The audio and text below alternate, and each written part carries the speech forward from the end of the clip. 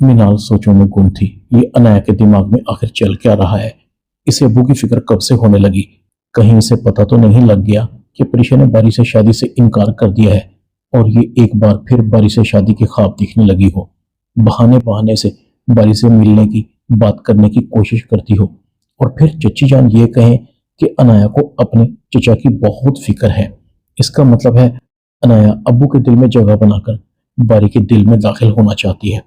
अनाया मीनाल के कमरे में आती है। मीनाल, तुम्हें जब भी मेरी कंपनी की जरूरत हो तुम मुझे अपने पास बुला लिया करो। मैं हर वक्त तुम्हारे लिए हाजिर हूँ। अब तुम मेरी भाभी हो, कजन हो, दोस्त हो। हम एक दूसरे के काम नहीं आएंगे तो कौन आएगा? मीनाल कहती है, अनाया तुम्हारा बहुत शुक्रिया। वैसे तुम कितना बदल गई हो।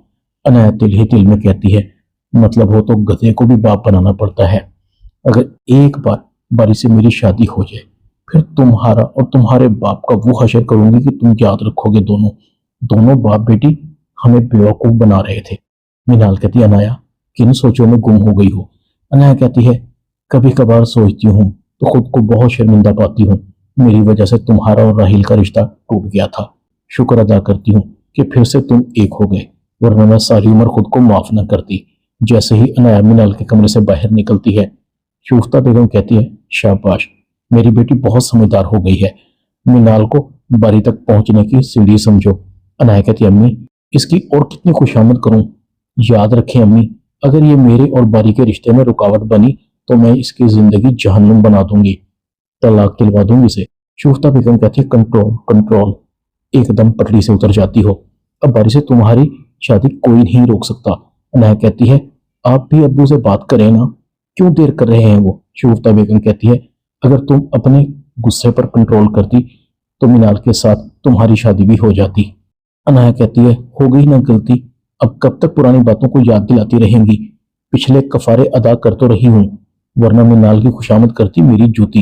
शगुफ्ता बेगम मुस्कुराकर कहती है, फिर गुस्सा कर रही हो? अनाया कहती है, क्या करूं, मेरी तबीयत ही ऐसी है। अनाया अपनी माँ के गले लगती है। आप दुनिया की सबसे अच्छी मोम है। शगुफ्ता बेगम अपने शोहर सुफियान को कहती है, आपने भाई साहब से बात की या नहीं? सुफियान कहता है, कर रहा हूँ, भाई साहब ने कुछ वक्त मांगा है। शगुफ्ता बेगम कहती है, भाई साहब पर भरोसा ना ही करें तो अच्छा है। अनाया ने खुद अपने कानों से सुना है, भाई साहब बारी की शादी उस लड़की से करवाना चाहते थे, रिश्ते के लिए जाने के लिए तैयार थे। ये तो शुक्र है उस लड़की ने ही इनकार कर दिया। सुफियान कहता है, सब पता है मुझे, शायान ने मुझे सब बताया है। शायान ने न सिर्फ उस लड़की से रिजाइन लिया है बल्कि उसकी इंसल्ट भी बहुत की है। बारी ने भाई साहब को धमकी दी थी कि वो उस लड़की के अलावा किसी से शादी नहीं करेगा। भाई साहब ने बड़ी समझदारी से काम लिया, एक तीर से दो शिकार किए हैं। अनाया कहती है, सच में अबू? सुफियान कहता है, हाँ, मैं तुम्हारा बाप हूँ, हर तरफ नजर है मेरी, पल पल की खबर रखता हूँ। खुश हो जाओ तुम, बहुत जल्द तुम्हारी और बारी की शादी हो जाएगी। अनाया अपने बाप को कहती है, आप सच में दुनिया के सबसे अच्छे अब्बू हैं। सुफियान कहता है, मैं तुम्हें कैसे भूल सकता हूँ, तुम मेरी अकलौती बेटी हो। मेरे दो ही तो बच्चे हैं, तुम दोनों की खुशियां मुझे बहुत अजीज हैं। वैसे बरखुरदार हैं कहाँ?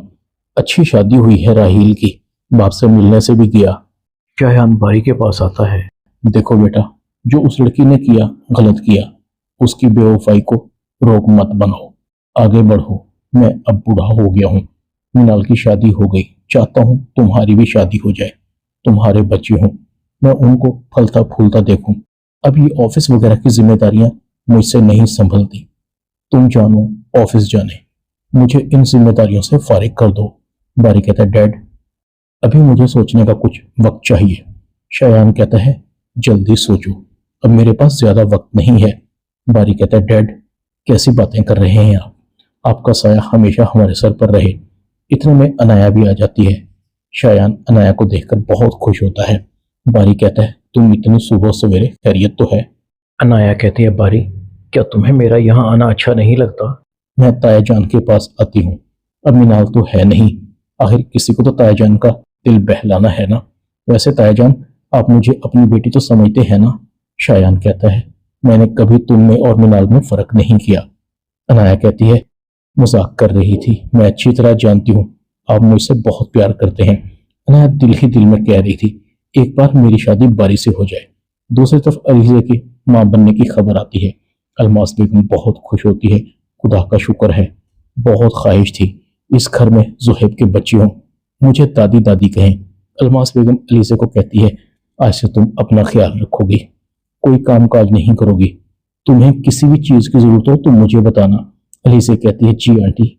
یہ خبر سن کر رمشا کے پیٹ میں مروڑ اٹھ رہے تھے۔ یہ امی کو کیا ہو گیا ہے؟ امی نے تو ایک دم پارٹی بدل لی ہے۔ رمشا کہتی ہے، کیا ہو گیا امی آپ کو؟ آپ تو اسے زہیب کی زندگی سے نکالنے والی تھی۔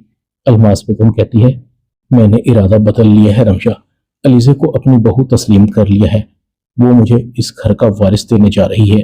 رمشا، تمہارے دل میں جو بھی ہے علیزہ کے لیے، پلیز اسے نکال دو۔